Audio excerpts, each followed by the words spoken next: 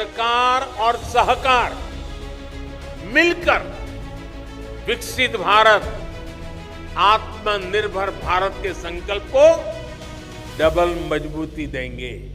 भारतीय दर्शन की आधारशिला सहकारिता की भावना पर टिकी है, जो एकजुटता, आपसी जिम्मेदारी, न्याय और समानता के मूल्यों से प्रेरित है।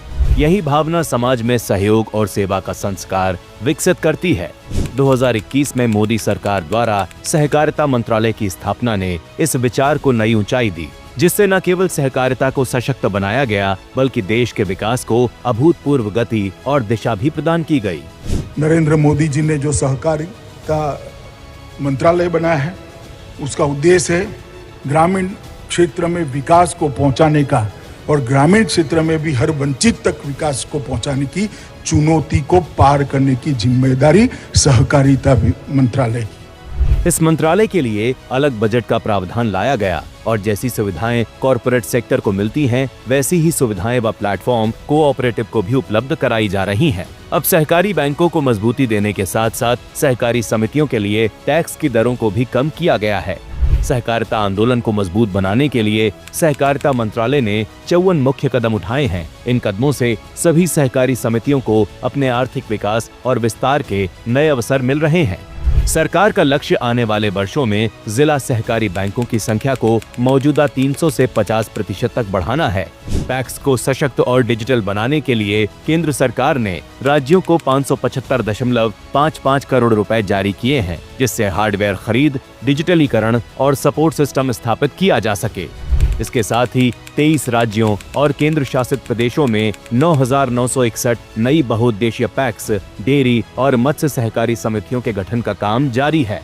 ई सेवाओं को आसान बनाने के लिए पैक्स को कॉमन सेवा केंद्र यानी CSC के रूप में जोड़ा जा रहा है।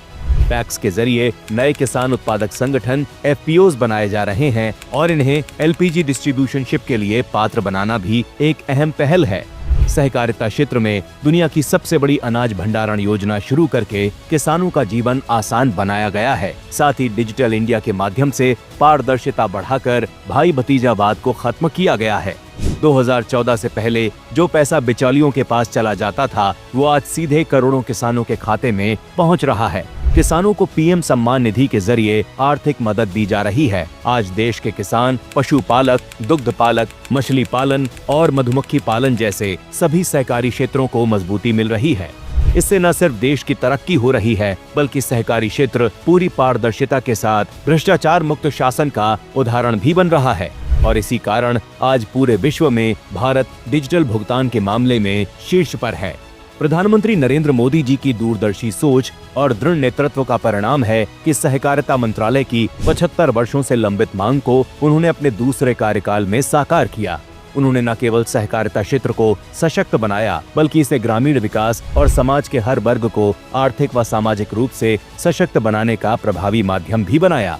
सहकारी समितियों को डिजिटलीकरण, पारदर्शिता और आधुनिक सुविधाओं से जोड़कर एक नई दिशा दी जा रही है, जिससे समितियां देश के विकास में महत्वपूर्ण भूमिका निभा रही हैं। ये ऐतिहासिक पहल भारत को आत्मनिर्भरता और समृद्धि के नए युग की ओर ले जा रही है, जहां सहकारिता केवल एक विचार नहीं, बल्कि देश के हर नागरिक के विकास और सशक्तिकरण की नींव बन रही है।